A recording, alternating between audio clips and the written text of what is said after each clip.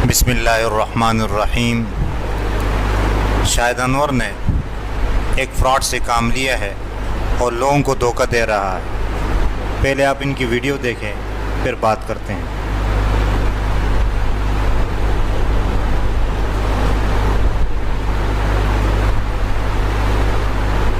رسول اللہ صلی اللہ علیہ وسلم نے مسجد میں ایک شخص کو دیکھا جو 24 گھنٹے مسجد کے اندر نماز پڑھتا تھا اور باہر نہیں جاتا۔ رسول اللہ صلی اللہ علیہ وسلم پاس گئے اور پوچھا، کام کیا کرتے؟ شخص نے فرمایا کہ یا رسول اللہ صلی اللہ علیہ وسلم میں کام نہیں کرتا، میں تو یہاں پہ اپنی نماز پڑھتا ہوں، لیکن میرے بیوی بچوں کا خیال میرا بڑا بھائی رکھتا ہے، وہ کام کرتا ہے اور ان کو پالتا ہے۔ رسول اللہ صلی اللہ علیہ وسلم نے فرمایا کہ تمہارا وہ بھائی تم سے بہتر ہے، غنی ہے۔ اب 5 وقت کا نمازی جو مسجد میں خود کو بند کر کے اور بھائی بہتر ہوا۔ رسول اللہ صلی اللہ علیہ وسلم نے فرمایا کہ نماز پڑھو، باہر نکلو، اپنی دنیا داری کرو۔ آج کل کے تبلیغی حضرات بھی ایسے بیک باندھ لیتے ہیں، مجھے اللہ کے راستے میں نکلنا ہے، بیوی بچوں کا کیا ہوگا؟ سعودی کے مسافر مجھے بھیک دیں گے، میری بیوی بچے کھانا کھائیں گے۔ تو آپ نے اس کی بات سنی، اس نے جو واقعہ بیان کیا ہے یہ سارا فراڈ ہے۔ اصل واقعہ کیا ہے وہ میں آپ کو بتا دیتا ہوں۔ اس سے پہلے میں آپ سے ایک بات عرض کرنا چاہتا ہوں، وہ بات یہ ہے کہ ہمارے معاشرے کے اندر 3 قسم کے لوگ ہیں، یعنی 3 طبقے ہیں۔ ایک تو وہ ہے جو پکے مذہبی ہے، اور دوسرے درمیانہ ہے، یعنی اگر ان کو شریعت میں کوئی چیز اس کی جواز ملتی ہے تو اس طرف دوڑ جاتے ہیں، دوڑ کے چلے جاتے ہیں۔ اور تیسری قسم ہے جو بالکل آزاد ہے، جو نہ دین کا پرواہ کرتے ہیں اور نہ مذہب کو دیکھتے ہیں، بس ان کو چیز ملنی چاہیے چاہے وہ حلال ہو یا حرام ہو۔ تو یہ تیسرا طبقہ ہے۔ اس نے تیسرے طبقے کو تو اپنے باتوں میں پھنسا لیا، یعنی چیزیں دکھا کے، مہنگی گاڑی، چیزیں یہ دکھا کے اس نے سارے جو ہے وہ اپنے کنٹرول میں کر لیے۔ رہ گئے پہلے والی جماعت، تو وہ اس نے ان کے بارے میں تو یہ گالی دیتا ہے کیونکہ یہ اس کے قابو میں نہیں آ رہا ہے۔ بیچ والے لوگ جو ہے اب ان کے لیے یہ من گھڑت واقعات بناتا ہے اور کہتے ہیں کہ یہ حدیث ہے، لیکن حقیقت ایسا نہیں ہے۔ اصل واقعہ کیا ہے میں آپ کو دکھاتا ہوں۔ یہ ترمذی شریف ہے، اس میں آپ کو میں دکھاتا ہوں، یہ کھل جائے۔ اس میں دیکھیں گے صفحہ نمبر 199 میں دیکھتے ہیں، یہاں ایک حدیث ہے جس میں اصل واقعے کا ذکر ہے۔ یہ حدیث نمبر ہے 2345۔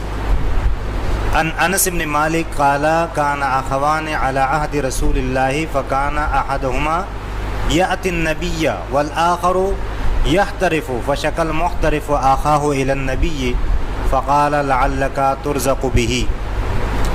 روایت انس بن مالک رضی اللہ تعالیٰ عنہ سے، کہاں تھے 2 بھائی زمانہ مبارک رسول اللہ صلی اللہ علیہ وسلم میں، ایک ان میں سے حاضر رہتا تھا نبی صلی اللہ علیہ وسلم کی خدمت میں، دوسرا مزدوری کرتا تھا۔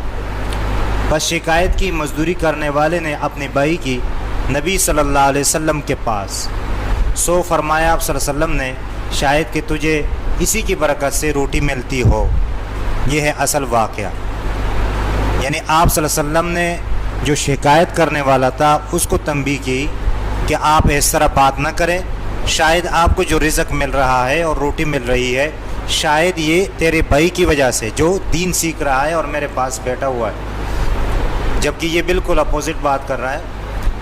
اچھا، یہ اس جھوٹ بولتا ہے، اور جو نبی صلی اللہ علیہ وسلم پر جھوٹ بولتا ہے اس کے لیے کیا وعید ہے، تو اسی کتاب میں آپ کو دکھاتا ہوں صفحہ نمبر 430 پر کہ آپ صلی اللہ علیہ وسلم نے اس طرح آدمی کے بارے میں کیا فرمایا ہے۔ تو صفحہ نمبر 430 میں دیکھیں، یہ باب ہے، باب فی تعظیم الکذب علی رسول اللہ۔ حدیث یعنی رسول اللہ صلی اللہ علیہ وسلم پر جھوٹ باندھنے کے ممانعات میں حدیث نمبر ہے 2659۔ کہتے ہیں عبداللہ قال قال رسول اللہ صلی اللہ علیہ وسلم من کذب علی متعمدا فلیتبوأ مقعدہ من النار، صحیح متواتر۔ روایت عبداللہ رضی اللہ تعالیٰ عنہ سے کہ فرمایا رسول اللہ صلی اللہ علیہ وسلم نے کہ جس نے جھوٹ باندھا مجھ پر جان بوجھ کر، اس نے یہاں ترجمہ چھوڑا متعمدن، جان بوجھ کر اپنی جگہ ڈھونڈ لے جہنم میں۔ تو دیکھیں اس میں وعید بیان کی گئی کہ جو رسول اللہ صلی اللہ علیہ وسلم پر جھوٹ باندھتا ہے تو اس کے لیے کیا وعید ہے۔ میں ان سے عرض کرنا چاہتا ہوں، درخواست کرنا چاہتا ہوں کہ اپنی بات سے واپس آئے اور توبہ کر لیں۔ دنیا کمانا ہے کماؤ، لیکن رسول اللہ صلی اللہ علیہ وسلم پر جھوٹ نہ باندھو۔ تو اس طرح باتیں لوگ جو ہے وہ کریں گے، پریشان ہونے کی ضرورت نہیں ہے۔ یہ کیوں کریں گے؟ اس کی وجہ بھی میں بتاتا ہوں۔ یہ مسلم شریف کی شرح ہے، صحیح مسلم ترجمہ کیا ہے مولانا عزیز الرحمن صاحب نے، اور جلد نمبر 3 ہے۔ اس میں آپ کو ایک حدیث ملے گی کتاب العلم کے تحت، وہ میں آپ کو پڑھ کے سناتا ہوں۔ تھوڑا سا زوم کرتا ہوں تاکہ آپ کو واضح نظر آئے۔ حدیث نمبر اس لیے نہیں بتا رہا ہوں کہ مختلف نمبر ہوتا ہے پھر آپ کے لیے پریشانی ہے۔ تو کتاب العلم کے تحت یہ حدیث ہے۔ عمر بن عاص یقول سمعت رسول اللہ صلی اللہ علیہ وسلم یقول ان اللہ لا يقبض العلم انتزاعا ينتزعه من الناس ولكن يقبض العلم بقبض العلماء حتى اذا لم يترك عالما اتخذ الناس رؤوسا جهالا فسئلوا فافتوا بغیر علم فضلوا واضلوا۔